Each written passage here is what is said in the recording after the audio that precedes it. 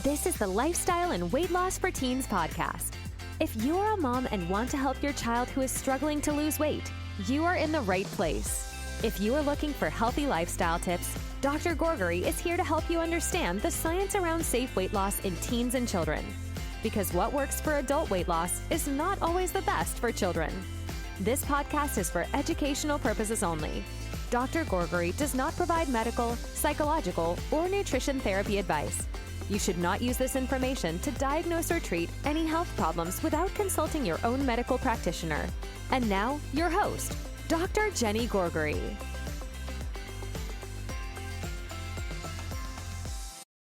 Welcome to another episode of the Lifestyle and Weight Loss for Teens podcast. This is Dr. Jenny Gourgari, and on today's episode, I'll be talking about whether this let's wait and see what happens approach is good or not, and when it becomes a problem. The other day I had a child and his family come to me. They came to see me because the child was not growing anymore. This 17-year-old boy was done growing and he was not happy with his height. And they said, I wish we had more time. And unfortunately, once you're done growing, there's not much you can do about it. The clock has stopped. And this wait and see approach, oftentimes there are a lot of conditions in medicine where it's totally appropriate. But if your child has prediabetes, then this wait and watch approach may not always be the best.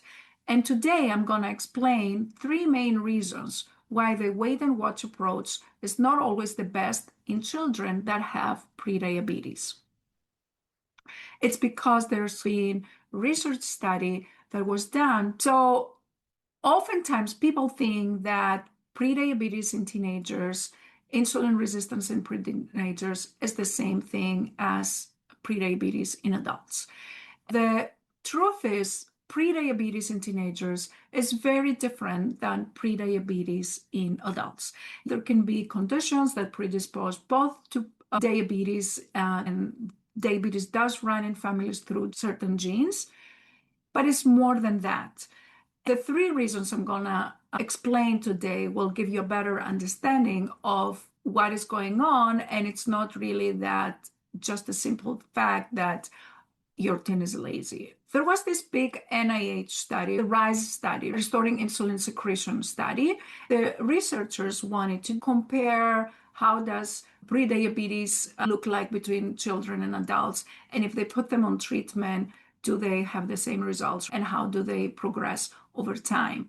So they had a group of teenagers, they put them on insulin followed by metformin, or they just gave them metformin. Insulin and metformin are two common drugs that pediatric endocrinologists use to treat prediabetes. And then they also have a group of adults. They either give them nothing, or they give them metformin, or they give them insulin and metformin. They also have a surgical group, but that's a little different. The point is that they have a group of children and a group with adults. They followed them about a year, and they gave them the same medications, insulin and metformin, and then they compare what happened to teenagers, what happened to adults. This study had some fascinating results.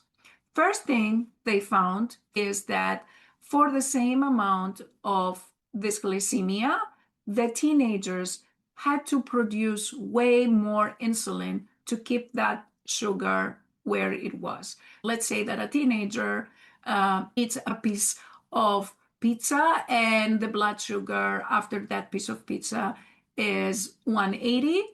Then the adult also eats the same amount of pizza. The sugar after that goes to 180.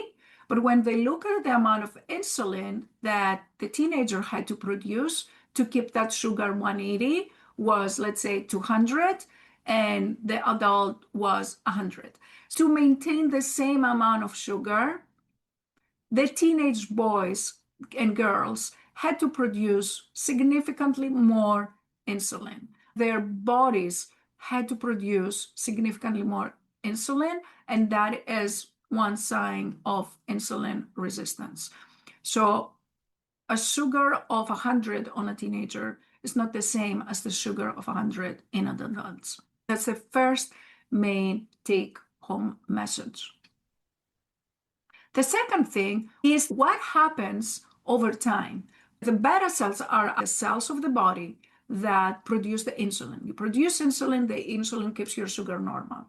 What they found is that this function of those cells over time in teenagers was getting worse by 25 to 30% every year.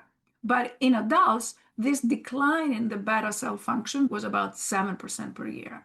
So not only the teenagers start at worse, but they also get worse over time. The degree of those sick cells in the pancreas in teenagers is significantly higher, almost 3 times higher than that in adults.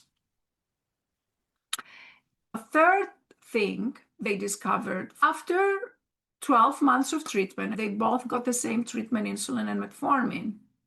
17.8% of teenagers got worse despite the treatment, but in adults, 7.5% got worse. And when they follow them after 21 months without any treatment, they found that 36% of teenagers had progressed versus 20% of adults. So almost 1 in 3 teenagers versus 1 in 5 adults progressed and became worse over time. And that shows you again that teenagers with prediabetes, teenagers that have abnormal glucose, the progression is way more aggressive. The progression of the disease is more aggressive than the progression that we see in adults. So those numbers are fascinating. 1 in 3 teenagers versus 1 in 5 adults. The beta cell function was 30% worse every year in teenagers versus 7% in adults, 3 to 4 times worse in teenagers. Prediabetes is also reversible in teenagers. Like 25 to 50% of teenagers with prediabetes can get back to normal glycemia, but this is not going to happen unless we do something about it. If we don't do anything about it, the problem is going to get worse. And because this disease is worse in teenagers, they're more likely to develop type 2 diabetes. So what do we do about it? What the American Academy of Pediatrics, American Diabetes Association recommend is an approach that is personalized, and it covers not just eat less, move more. That's not going to work in teenagers. It's a more personalized approach where you look at not only eat less, but what is it that you're actually eating? The quality of the food is very important. And exercise, move your body, and not only cardio, but do some strength exercising. Do things that improve insulin sensitivity, which gets worse by puberty. Sleep better, have more fruits and vegetables.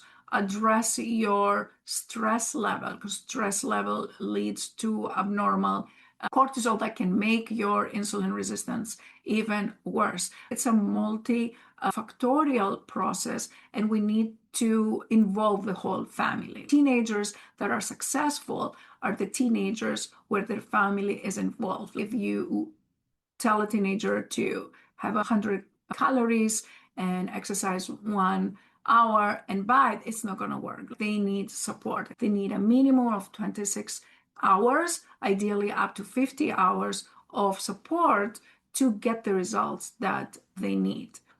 So what does all this mean for your teenager? Time is very important. Teenagers progress from prediabetes to diabetes much faster than adults. Medications alone are not enough. I'm not saying medications are not needed. We need to give medications, and you should talk with your pediatric endocrinologist if your teenager has prediabetes, but it's not enough. We need lifestyle modifications. We need the right approach for these kids.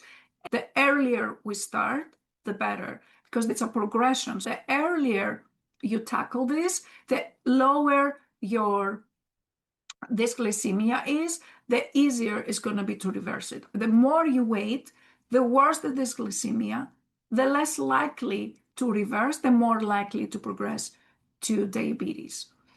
Another important message when it comes to teenagers that have prediabetes is that we need to drop that frame of, oh, he's lazy, oh, he doesn't care, or he's indifferent, or that's why he has prediabetes. It's way more than that. It's a hormonal thing. It's a biological thing.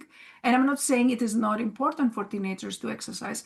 Absolutely. It's important for teenagers to exercise, important for teenagers to eat healthy. But it's not only that. Genetics plays a reason, and insulin sensitivity of puberty plays a reason, because for the same amount of effort, teenagers have the heat of puberty, which by itself, it decreases insulin sensitivity by 30% just by being in puberty. Please be kind and compassionate to your teenagers if they're struggling with insulin resistance and prediabetes. It's not their fault. They need extra support. So we need food quality over food restriction. We need 60 minutes of daily fun activity. If it's not going to be fun, then the teenagers are not going to do it. And medication being part of the whole picture, but not the whole picture. All these medications need to work along with lifestyle modification. I know a lot of families are confused on what to look for and what are signs of insulin resistance and prediabetes and what they need to do. I have created a free guide. Go to lifestyleforteens.com, check free resources. There are 3 signs of insulin resistance, what to do when your teen is diagnosed with prediabetes. You download that is completely free. My main message today to you is think again when you were wondering, it's just teenage years, he will grow out of it. You may not have the time. With prediabetes, you have time, but not endless time. You don't want to get to the point that you already have diabetes. You don't want to get to the point that in early life you already have the complications of diabetes, because diabetes progresses faster. I hope this was helpful. If you listen to podcasts, click follow so you don't miss another episode. And I'll talk to you next week. Take care. Bye. If you enjoyed listening to this podcast, I invite you to come check out the LIFT program. It's Dr. Gourgari's 12-week coaching program for teens and their moms, where we take all this information, we apply it to your daily life, and we work together so your teenager learns how to create a healthy lifestyle so they can feel happier, more confident, less stressed, and love their body again. Visit the website at lifestyleforteens.com and click on the Work With Me and free resources to learn more about this program and get free help to start this journey right away. Thanks for tuning in, and we'll catch you in the next episode of Lifestyle and Weight Loss for Teens.